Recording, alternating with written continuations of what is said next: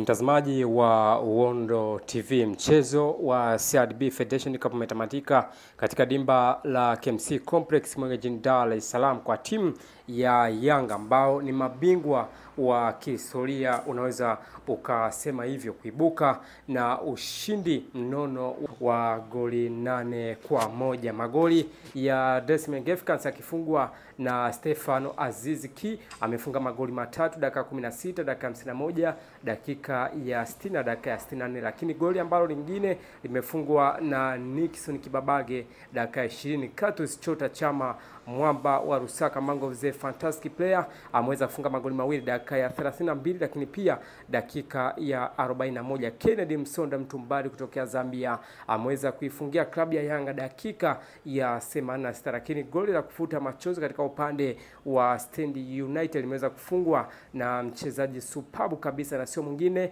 anaitwa Msenda Senda dakika ya 49, na mchezo kutamatika kwa klabu ya Yanga kuweza kuibuka na ushindi mnono wa goli 8-1. Sasa klabu ya Yanga inapata nafasi ya kucheza nusu finali na klabu ya JKT. Ikumbukwe JKT waliwafunga klabu ya Pamba Jiji kutokea pale jijini Mwanza, lakini pia Simba Sports Club watacheza na Singida Black Stars. Ikumbukwe Singida Black Stars waliwatoa wana Super Nkurukumbi Kagera Sugar kutokea manispaa ya Bukoba mkoani Kagera, lakini pia Simba Sports Club kwenye hatua ya robo finali kwenye kombe la CRDB Federation Cup waliweza kufanikiwa kuitoa klabu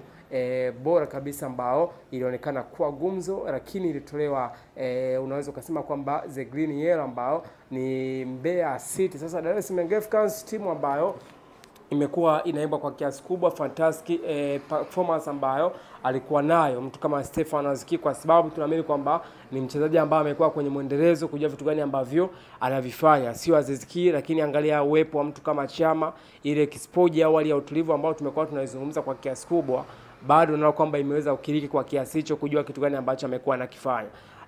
Talking about maybe golini, unamzungumza mtu kama Diallo ambaye na mwenyewe amekuwa kwenye form ya kujitahidi kujua kitu gani ambacho atakayofanya. The same scenario kwa mtu kama Kinaduke Abuya ambaye na mwenyewe alikuwa kwenye ubora katika eneo la katikati, lakini Aziz Ki ambaye alikuwa man of the match kwa sababu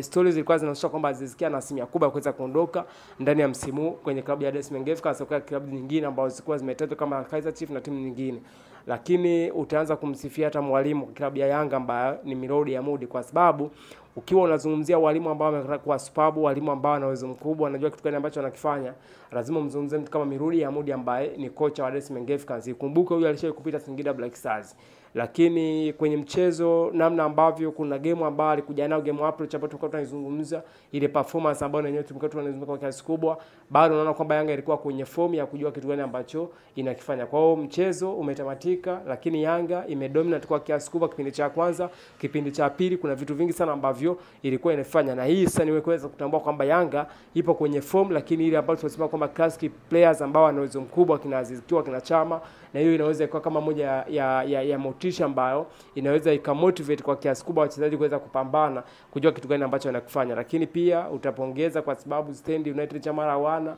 timu ambayo inashiriki kwenye championship, lakini bado naona kwamba ukijaribu kuweka kwenye comparison na wachezaji wa Stand United pamoja na wachezaji wa Yanga, unaona kwamba kuna utofauti mkubwa. Kwa hiyo of course mchezo umetamatika, lakini Yanga ndo timu ambayo unaweza kusema kwamba ndani msimu huu kuna namna ambavyo wanakuwa wanahitaji hata ubingwa